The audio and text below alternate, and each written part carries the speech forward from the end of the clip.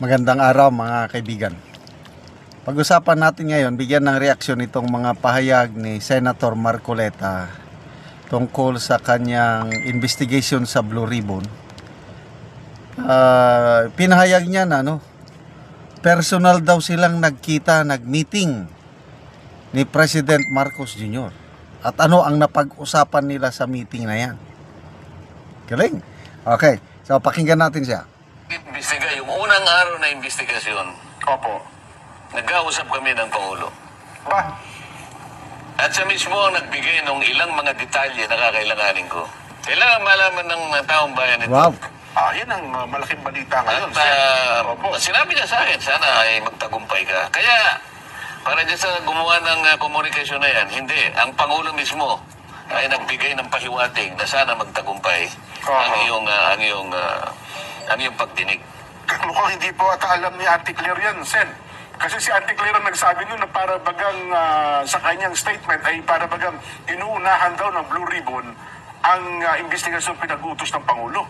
O yan naman, salita na salita, hindi mo na nagtatanong sa presidente, di ba? Dapat sana tinanong niya muna, di ba?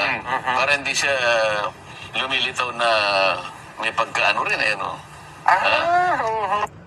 Bago ako nag-imbestiga, yung Isa pa. araw na investigasyon, Opo.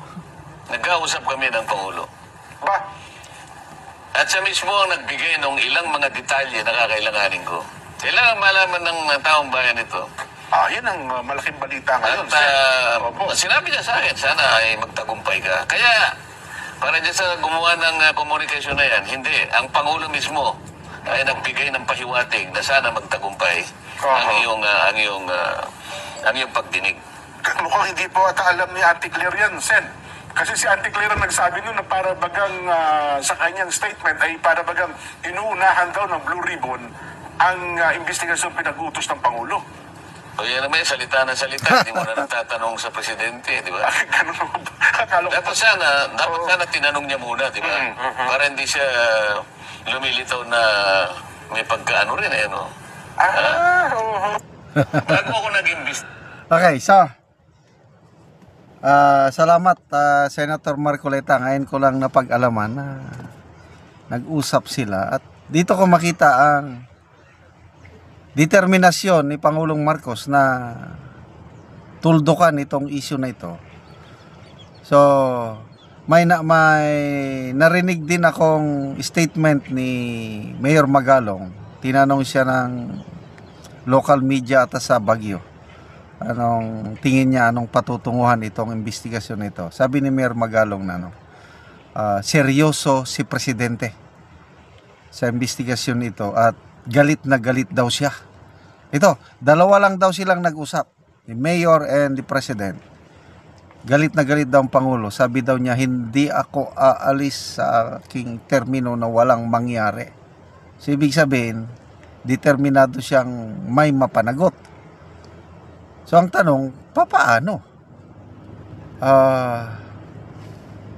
Investigasyon. So, kung sinusuportahan ni Pangulong Marcos Jr. ang Blue Ribbon, baka hintayin na lang niya na matapos ang Blue Ribbon Committee report at yun ang basihan niya na magkaso.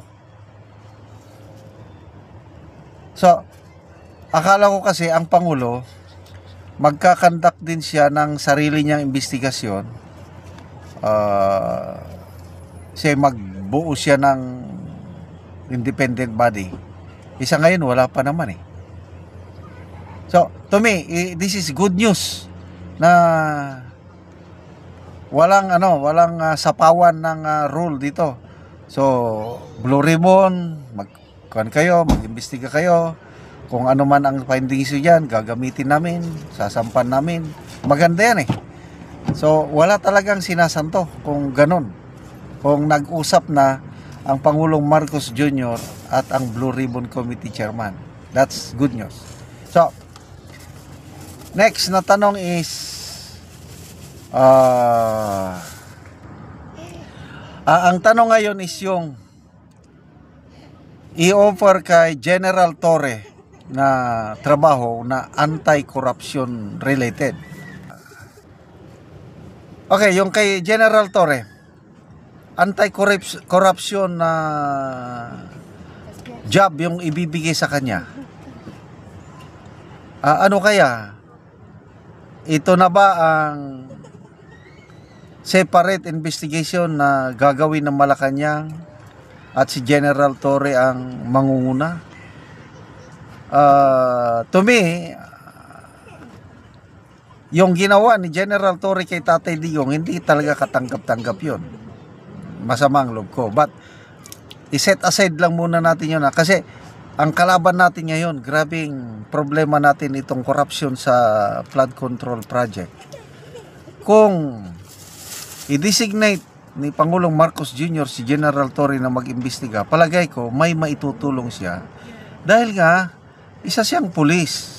Trabaho ng pulis yung mag-imbestiga. Alam nila yung ano. Ako, nasubukan ko ring mag-imbestiga, although hindi sa mga ganitong malalaking kaso.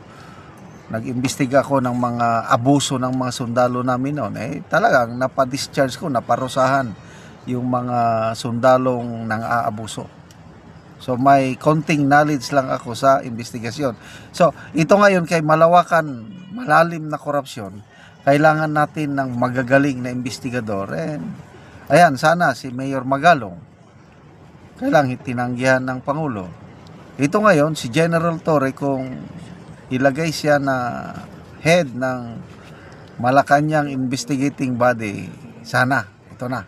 So, may isang magandang balita sa DPWH sa post ni Morning Coffee Talks kanina.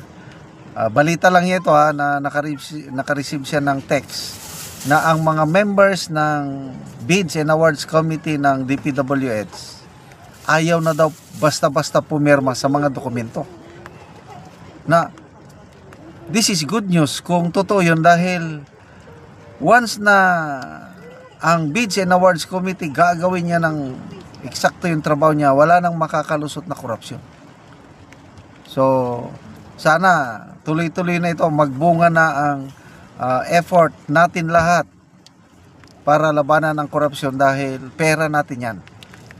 So, good luck kay Senator Marcoleta. Kailan ba ang next hearing? Hindi ko pa alam. Kailang susubaybayan natin ito, dahil may pag-asa tayo na mapanagot, mapakulong ang mga tiwaling gobyerno, opisyal sa gobyerno, kontraktor at politiko sa investigasyon na ito.